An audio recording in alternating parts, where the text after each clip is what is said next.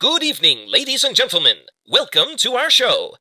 And now, your host, the hero of wisdom.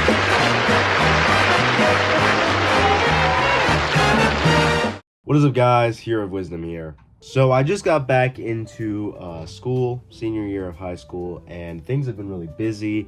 I'm working on a show, a musical I'm in, and I'm always in another musical. But either way, I've been really busy. It's been difficult to put out high quality VR content actually in games, edited and stuff.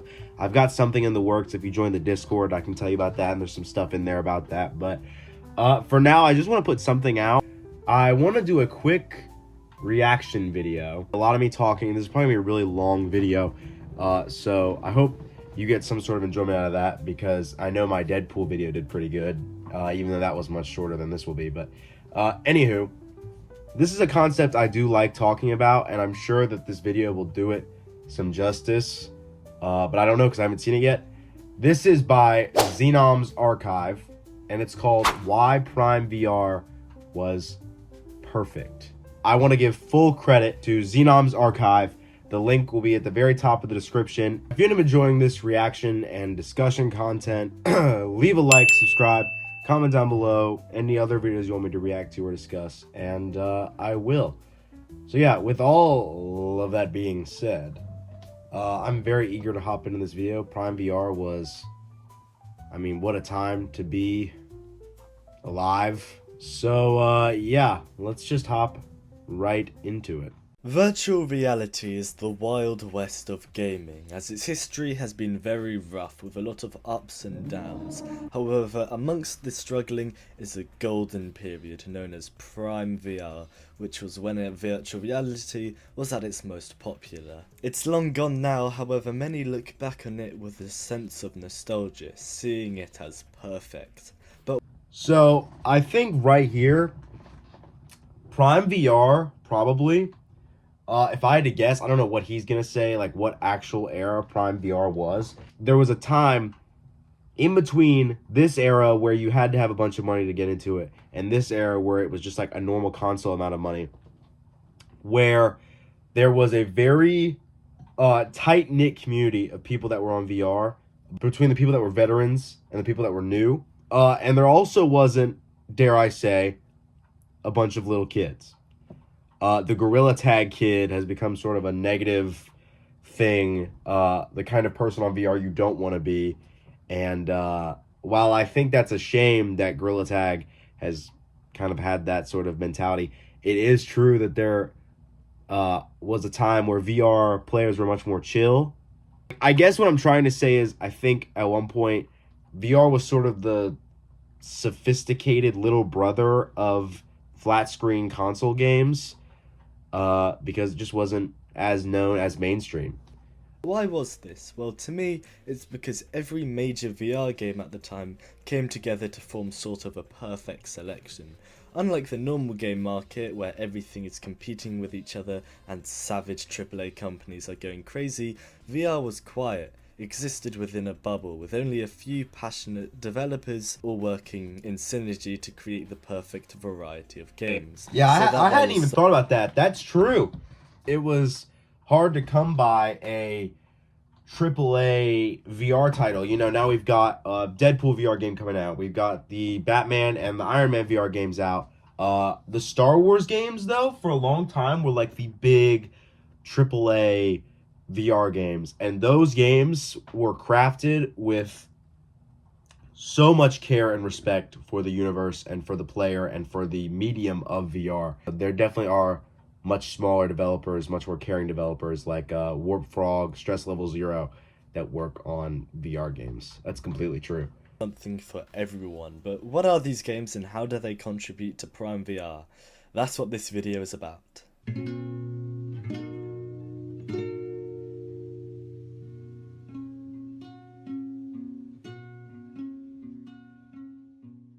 Gorilla Tag, making its third appearance on the channel, and hopefully last because this thing gives me sleep paralysis, is the first VR game many will play, and acts as a sort of entrance to the VR world. Firstly, this is because it targets kids with its bright colours and mascots, which activate the neurons in the brain, and also its simple gameplay of just playing tag is ripe for potential of funny moments. Now, if you know one thing about the internet, it's that most successful pieces of media are things that target kids or have large child audiences, because most of the internet is made up of literal infants. Who remembers the Infinity Stones? So, because of this, Gorilla Tag became viral with a large fan base. However, most of the fan base only watched it on YouTube than actually play the game, as the amount of people who actually owned a VR headset was rather low. And it's not like these kids could get a headset because they're kids, they're broke, they don't have any money. And outside birthdays, the only exception to this was Christmas, which was infamous for how new gens would flood the lobby every year on the day. Yeah, you know what? I've never thought about that, but December was at one point a really busy time for VR on Rec Room and VR Chat and I guess all the free community games. December does get busy, which seems weird. You would assume it's the opposite effect because people are spending time with their families. But what it really is that the older people that have the maturity to want to spend time with their families like that, are getting off of VR. And kids who have just gotten VR headsets for Christmas and are off from school are on the headset. As a batch of kids here would get themselves an Oculus Quest 2. The Quest 2 was revolutionary for being an actually affordable VR headset that was also standalone, unlike other headsets which required a gaming PC, making the cost of entering VR increase with about 600 something. Now you just needed an Oculus Quest 2 to enter VR. So when I'm talking about the VR bubble in this video, I'm specifically referring to more so the Oculus Quest 2 side of virtual reality, as that's what's most popular and what people know Prime VR as. Now, the role Gorilla Tag served in Prime VR, aside from being a starting point, would also to be to act as a hub for VR of sorts. As you see, Gorilla Tag is a very multi-purpose game. If you want to play competitively, you can do that. If you want to chill out, there's a good community. If you want to hunt Eldritch Horrors, yes, that's in the game too for some reason. So any player can play the game in any mood, unlike most other games where they demand a very specific mood if you want to play. So if you're not up for that, you can just come here. Whilst it can be debated how good Gorilla Tag is as a game, as a function of virtual reality, it's undeniable. So this guy's making a lot of good points. I'm actually really shocked. I'm getting brought to my attention a lot of things I've never thought about before about not only Prime VR but right now Gorilla Tag. But I definitely do remember a time where me and a buddy of mine had just gotten VR headsets and we would get on Gorilla Tag and we'd get into a private lobby and we'd play, like actually play it for a while, like tag each other and stuff. But then we would sort of chill out and just like chat while jumping around. It's the same sort of concept as I'm pretty sure this is a shared experience because I've heard people talk about it before, but when you're playing Minecraft and you're on voice chat with someone and you're sort of just jumping around your base, like on your chests and on your crafting table and stuff, just like jumping in circles and then like eating and then jumping in circles and eating. And I think it does sort of serve that purpose because you'll get on there and you'll meet some person. I've met a couple people on there, not many at all, but like three or four people I've made. I'm not a big online friend person. Anyway, and they'll be like, hey, you want to hop on Rec Room or you want to hop on, what is it? Not round one, population one. I guess it really is a hub for things like that. And I never really thought about it that way because, the learning curve to get into it is much lower, than VR chat because, you got to get an avatar. It's kind of harder to make friends on there because half the people that you find on there these days are on there like 15 hours a day. They're like VR chat snobs. They're like, you're still on Visitor.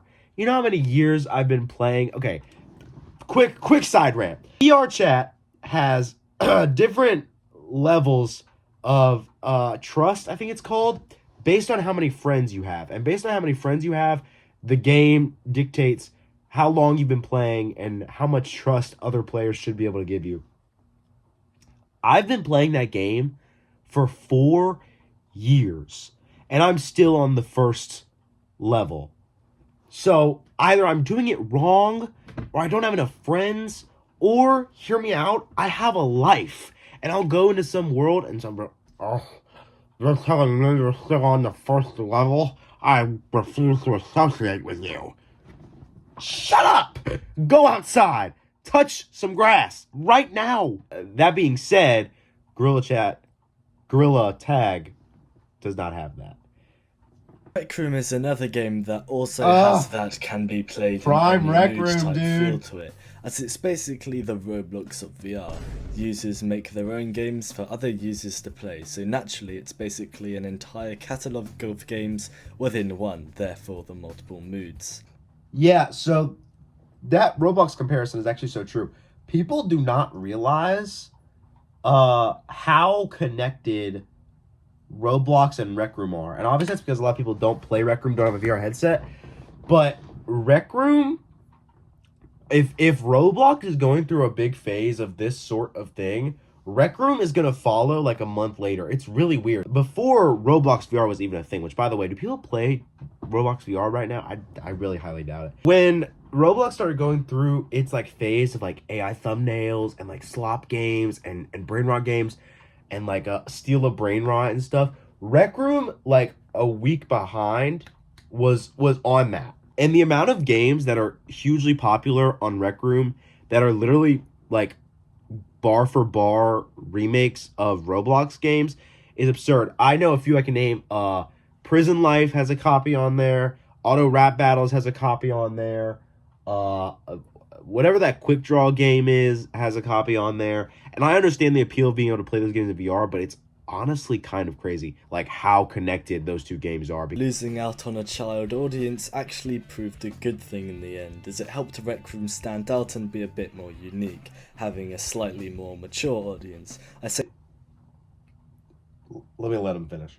Slightly because it's still a bunch of kids, just slightly older kids, which isn't... Yeah, I was about to say, I've never described the Rec Room player base as mature. Again, serving as a backup to Gorilla Tag, as anyone who didn't want to really play Gorilla Tag because the community was a bit too, I'm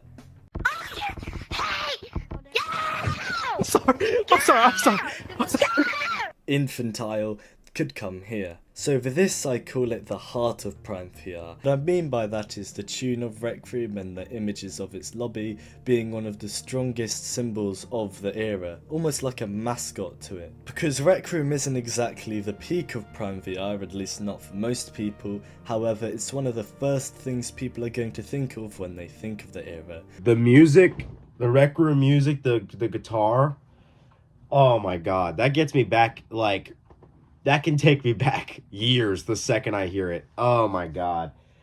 It really does have a great aesthetic to it. I always did love... Roblox did this at one point, back when it was a lot older, like 2000, like the 2000s.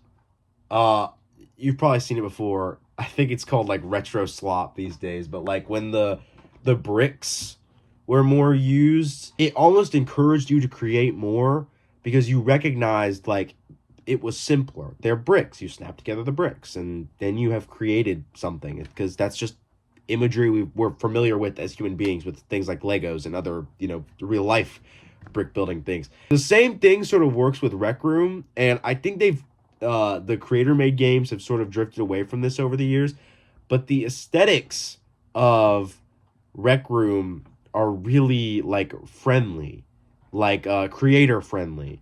The pirate game mode and the fantasy game mode and those other like the Rise of Junkbot stuff, it's all like presented as like a play, and these items are like handcrafted and they all sort of look uniform and go together. They have the same faces and like general design, like the little goblins are on wheels and stuff. And I feel like that sort of invites you more to the idea of creating something with its engine. You just automatically know it's not something you need to sink hours into. But if Rec Room is targeting a slightly more mature audience than Gorilla Tag with older kids, then what's the layer above that? Something targeting teens and young adults. If you didn't have a space for older communities, then the VR bubble would fall apart. You can have kids to make your place popular, but you can't rely on them for long-term success. You need a more mature area. Well, that need is fulfilled in the VR space by several games, in fact, the most notorious of which being VR Chat. VR Chat is by no means an adult-centric game, as there's a whole range of ages in its servers.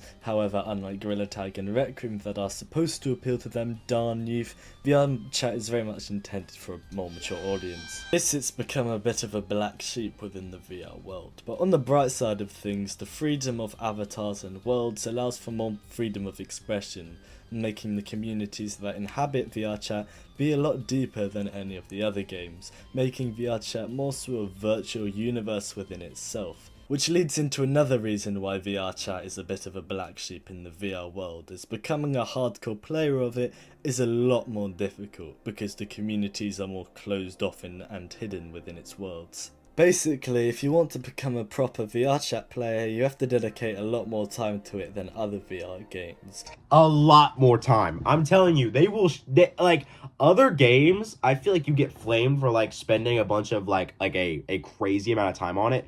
Yo, VR Chat, they will literally like bully you for not spending a bunch of time on it. Crazy what they get up to in there. You come in there and you've got an avatar on that isn't like some little skinny anime boy with hair over his eyes. They act like that's you in real life and they start flaming you like you're ugly. If you haven't played VR Chat yet, honestly, I wouldn't recommend it. Get on Rec Room. You'll have more fun on Rec Room. The games are more game on there. The hangouts are more kind on there. Now, all the games I've talked about so far are all games that aren't really actual games, more so relying on the social aspect than anything. But now we arrive at Echo VR, the fourth game in the big flow of VR. There's no chance for chit-chat here. You have to be locked in with the VR football in space with a frisbee game. I used to grind this game, dude. Echo VR was so simple, but so fun. Like, it not only looked so good, but it felt so good. I mean, the physics were fantastic. Oh my god. Why did they take it away? I hope... Oh, okay. I don't want to talk too much about it because I'm sure he's going to. So good. As a part of Prime VR, Echo VR arguably has one of the most tragic parts, for the game got shut down. It will never fall off like the other games did, but rather frozen in time as a symbol of the glory days. It is here we are reminded that all of this is a long gone era. It's easy to talk about Prime VR and forget that it's never coming back. Which is kind of the point, it wouldn't be Prime VR if it weren't gone. It's nostalgic, a shared nostalgia that we feel for the era, that is what makes it so strong.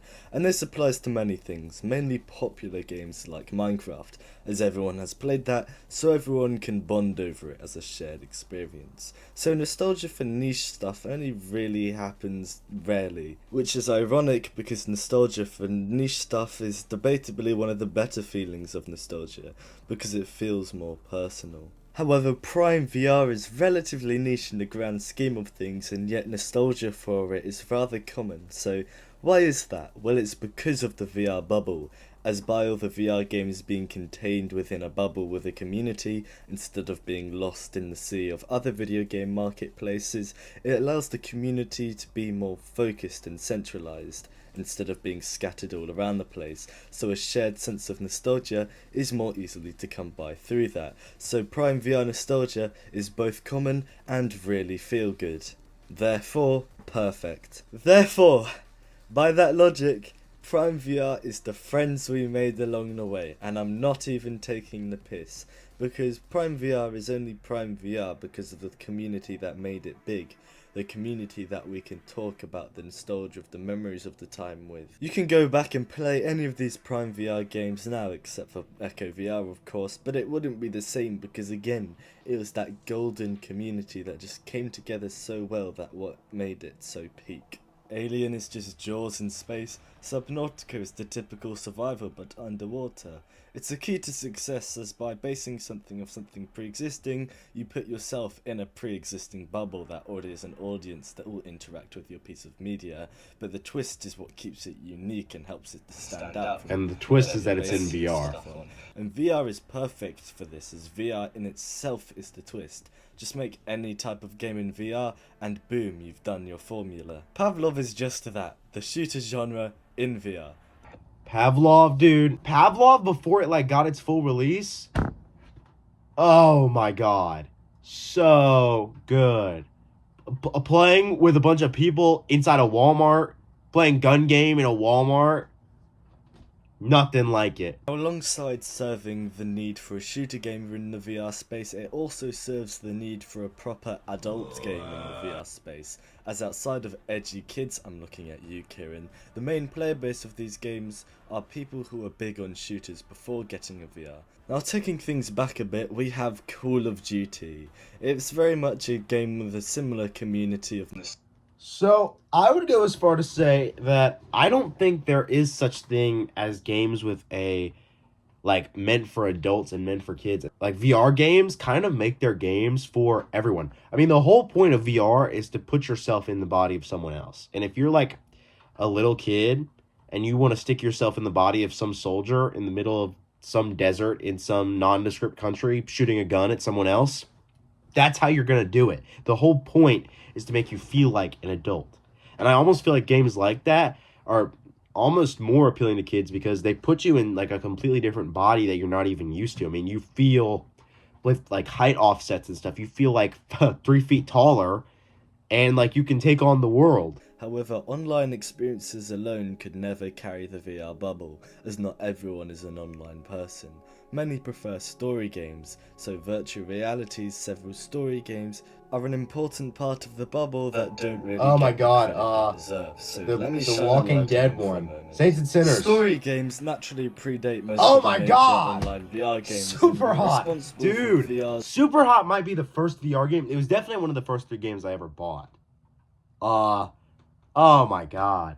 I played Super Hot's console version before I even had a VR headset, dude. Oh my god. Super Hot. How could I forget about Super Hot? That was the game. That it proved VR's worthiness to exist. top 10. Yeah, top 10 VR games, I would say. And that's not maybe top 5. I'd have to think about it. I'm going to keep it a top 10. It's hard to talk about them, as just like VR chat, it's very personalised to the player, with each user of a Quest 2 having their own selection of story games that will be nostalgic. Oh my god. From Yo, I is Expect You Gorn to 2... Die Let's pause. Is Gorn 2 good?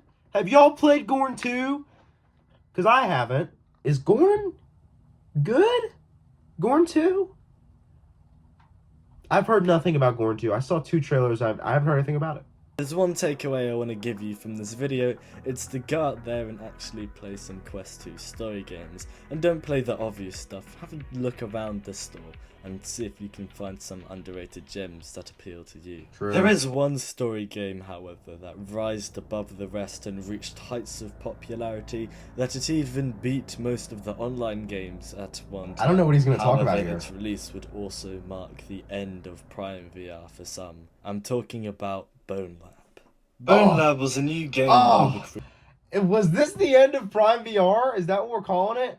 Oh my god.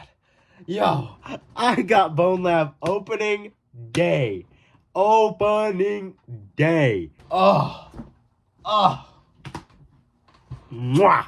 So good. I begged my friends to get Bone Lab, and they didn't. And then finally a friend of mine got it. And he was like, why didn't I get this before? And I was like, I don't know, because it's gas. I beat it all, and the tab just closed. I beat it all in a day, and then I seriously, I would wake up. It was a Thursday, I think. But anyway, the next day, after I got home from school, I put it on, played it till it died. I charged it until it was back up to 50%. I'd get back on and play it till it died. And I did that 5 times in a row, dude.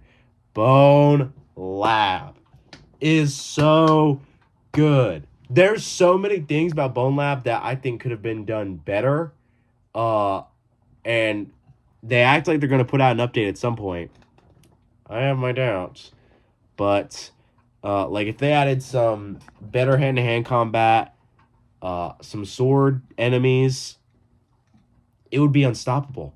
So that's a chunk of the community that took quite the hit, but the rest of the community had a great time. However, it was enough of a letdown for some to not fill the space in the VR bubble it needed to, and Prime VR only worked because of its structure and everything working in sync, so remove one piece and everything fell apart. It's not like Bone Lab single-handedly kills Prime VR, but it brought the mood of the room down, so other events like Echo VR's shutdown or Gorilla Tag's slow period had a lot more of an impact on the community. I have never heard this thought before about Bone Lab killing Prime VR, but now that I think about it, I don't remember...